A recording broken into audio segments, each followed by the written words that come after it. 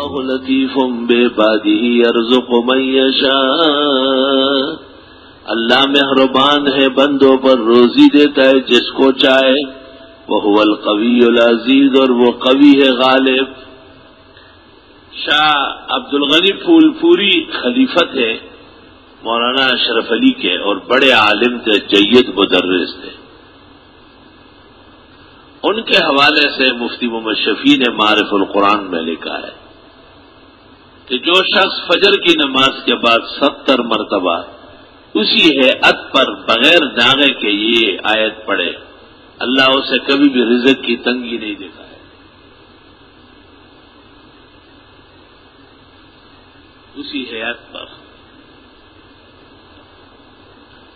اللہ لطیف بعبادہ یرزق من یشاء وهو القوی العزیز۔